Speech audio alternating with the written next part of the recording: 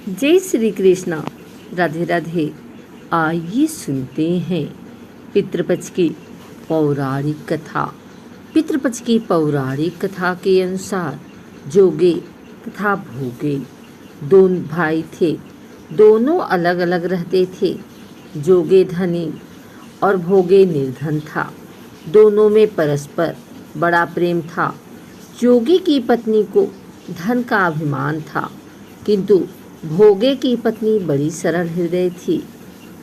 पितृपक्ष आने पर जोगे की पत्नी ने उससे पितरों का श्राद्ध करने के लिए कहा, तो जोगे इसे व्यर्थ का कार्य समझकर टालने की चेष्टा करने लगा। किंतु उसकी पत्नी समझती थी कि यदि ऐसा नहीं करेंगे तो लोग बातें बनाएंगे, फिर उसे अपने मायके वालों को दावत पर बुलाने और अपनी शान दिखाने का यह उचित अवसर लगा। अतः वह बोली, आप शायद मेरी परेशानी की वजह से ऐसा कह रहे हैं, किंतु इसमें मुझे कोई परेशानी नहीं होगी। मैं भोगे की पत्नी को बुला लूँगी, दोनों मिलकर सारा काम कर लेंगी। फिर उसने जोगे को अपने पीहर देवता दे के लिए भेज दिया। दूसरे दिन उसके बुलाने पर भोगे की पत्नी सुबह सवेरे आकर काम में जुट गई।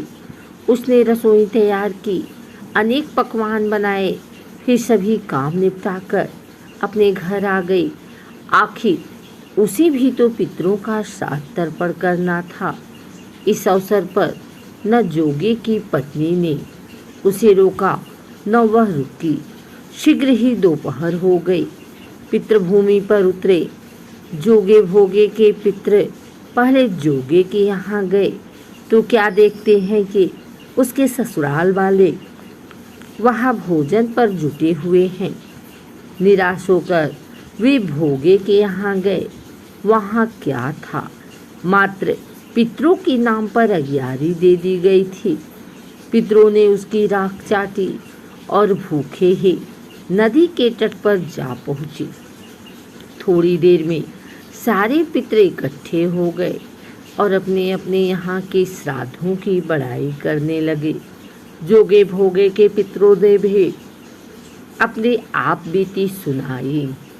फिर वे सोचने लगे, अगर भोगे समर्थ होता तो शायद उन्हें भूखा न रहना पड़ता, मगर भोगे के घर में तो 2 जून की रोटी भी खाने को नहीं थी। यही सब सोचकर उन्हें भोगे पर दया आ गई। अचानक वे नाच नाच कर गाने लगे, भोगे के घर धन हो जाए, भोगी के घर धन हो जाए। साँझ होने को हुई। भोगे के बच्चों को कुछ भी खाने को नहीं मिला था। उन्होंने माँ से कहा, भूख लगी है। तब उन्हें टालने की गरज से भोगे की पत्नी ने कहा, जाओ, आंगन में हौदी औधी रखी है, उसे जाकर खोल लो और जो कुछ मिले बांट कर खा लेना। बच्चे वहाँ पहुँचे तो क्या देखते हैं कि हौदी मोहरों से भरी पड़ी है।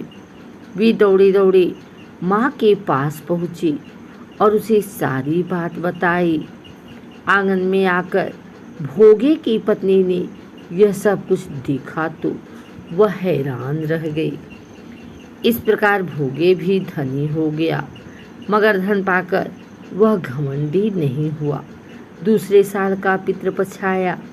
श्राद्ध के दिन भोगे की स्त्री ने 56 प्रकार के व्यंजन बनाए। ब्राह्मणों को बुलाकर श्राद्ध किया, भोजन कराया, दक्षिणा दी। जेठ जेठानी को सोने चांदी के बर्तनों में भोजन कराया। इससे पितर बड़े प्रसन्न तथा तृप्त हुए।